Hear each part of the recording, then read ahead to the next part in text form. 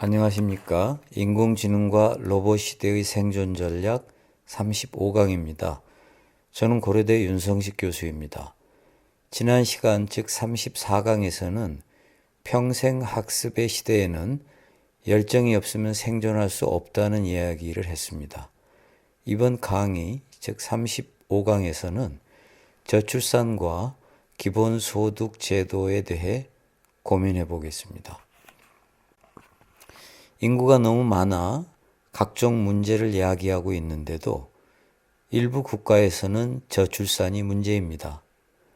어떤 영화를 보니 과학자가 지구의 인구가 너무 많아서 인류의 상당수를 몰살하겠다는 계획을 실천하려다 무산되는 것을 그렸더군요. 저는 지구 전체로 보면 저출산이 문제가 아니라 인구가 너무 많아 문제라고 생각합니다.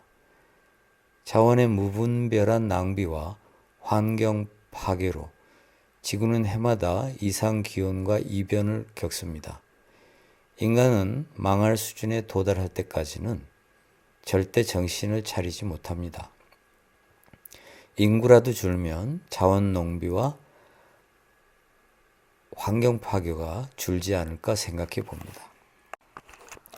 일본제라고 하면 알아주듯이 독일제도 역시 알아줍니다. 이에 못지않게 스위스 제품도 알아줍니다.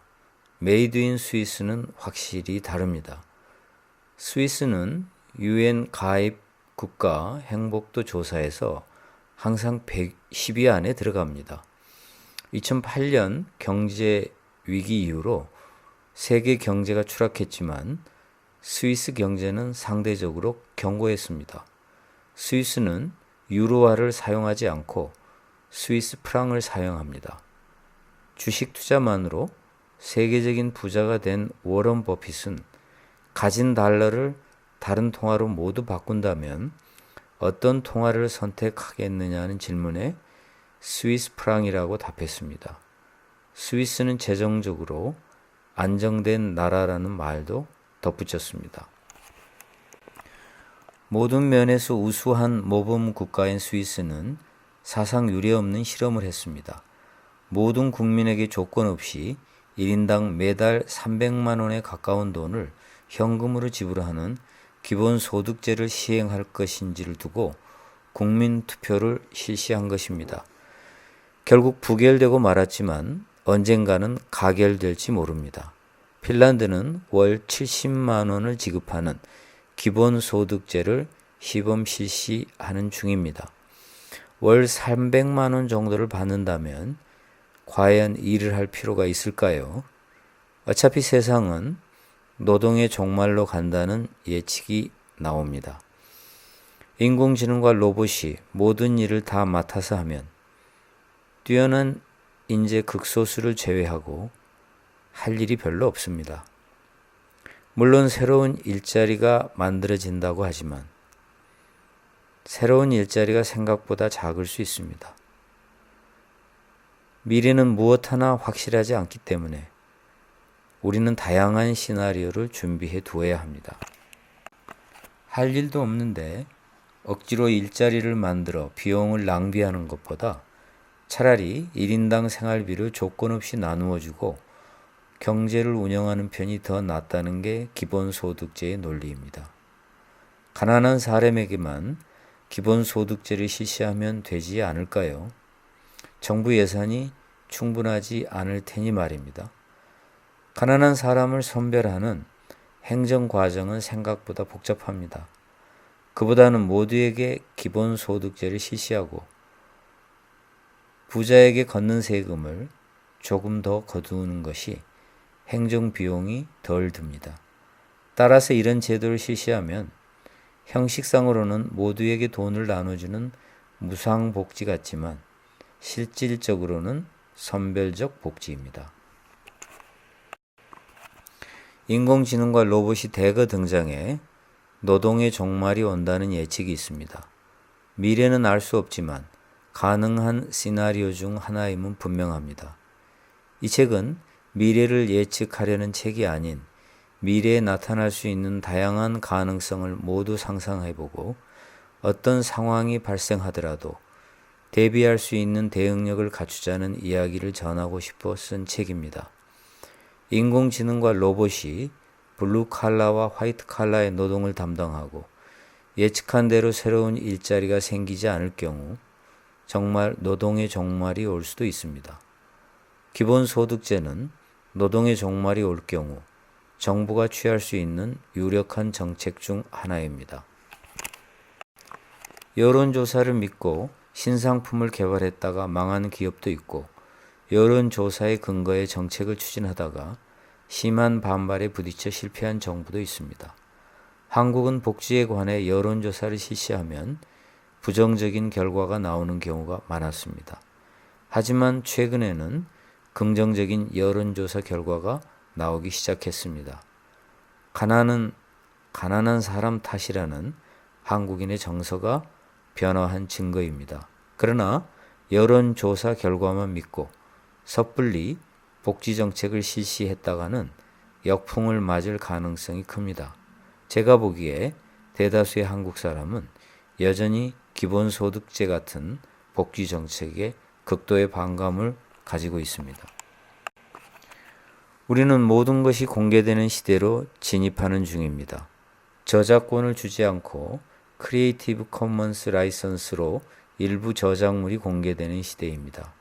많은 사람이 무료로 다른 사람이 자신의 저작물을 공유할 수 있게 허용합니다. 인터넷에는 정보가 넘쳐납니다. 오픈 소스는 소프트웨어나 하드웨어 제작에 필요한 소스 혹은 설계도를 개방해 누구나 열람할 수 있도록 하는 제도입니다. 예를 들어 구글의 오픈 소스는 이미 수백 개가 넘습니다. 가장 최근에는 인공지능 알고리즘인 텐서플로우를 공개했습니다. 이런 시대에는 창의력도 지식 창출 못지않게 기존 지식을 활용하는 과정, 절차, 방법, 제도에 초점을 맞춰야 합니다. 누가 더 좋은 과정, 절차, 방법, 제도를 만들어내는가가 중요합니다. 인공지능과 로봇 시대에는 일자리가 없으니 굶어 죽어야 한다고 말할 수는 없습니다.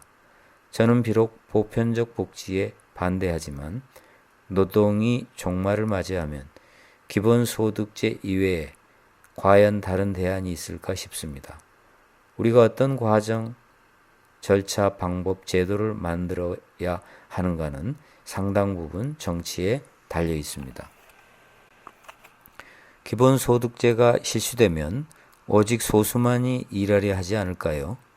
기본생활이 충족된다면 일하기 싫다는 국민이 상당수를 차지하리라 생각합니다. 물론 추가 소득을 얻기 위해 일하는 소수도 있고 좋아하기 때문에 일하는 또 다른 소수도 있을 것입니다. 인정하고 싶지 않은 현실이고 입 밖에 내는 것조차 망설여지는 말이지만 소수의 천재를 제외하고 대다수는 인공지능과 로봇 시대에는 도태됩니다. 학습 능력이 없어 실직 후에 새로운 직업을 구하지 못하면 기본소득제가 제법 괜찮은 해결책입니다. 기본소득제에 거부 반응을 갖고 있다 하더라도 이제는 진지하게 미래의 정책으로 고민해 봐야 할 시점입니다. 저출산 대책에 80조 원을 퍼부었지만 아무런 효과가 없었습니다. 80조 원이면 어마어마합니다. 제가 볼 때 정부가 실시하는 정책이 실패하는 이유는 항상 비슷합니다.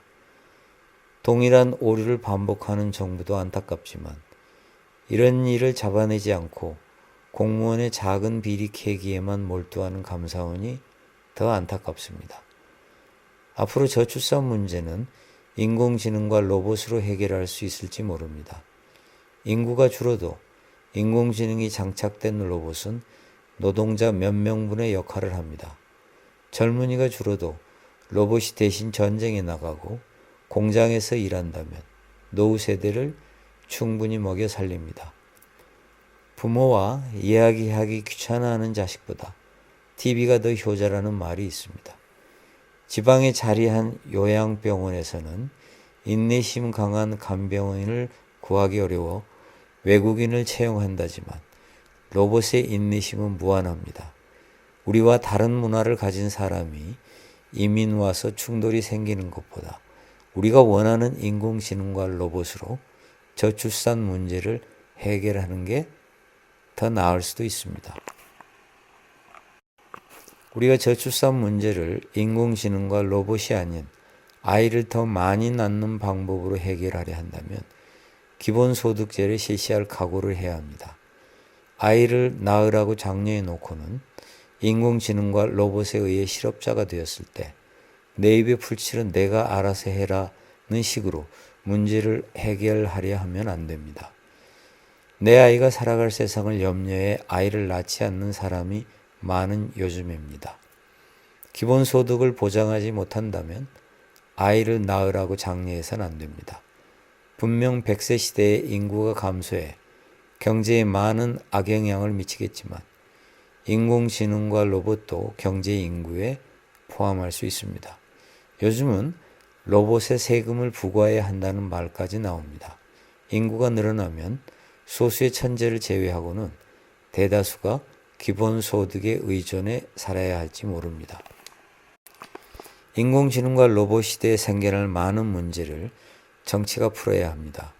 무엇보다 노동의 종말이 온다면 정치로 풀어야지 다른 방법으로는 쉽게 풀리지 않습니다.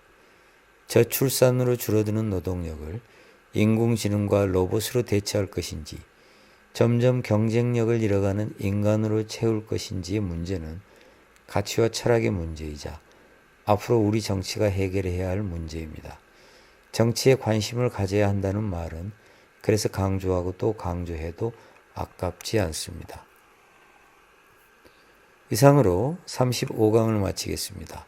35강은 제가 수호 서재에서 펴낸 예측 불가능한 시대에 행복하게 사는 법, 4차 산업혁명 시대를 위한 생존 전략 4부의 5번째 주제인 저출산과 기본소득제도 고민해보자의 내용을 설명하였습니다.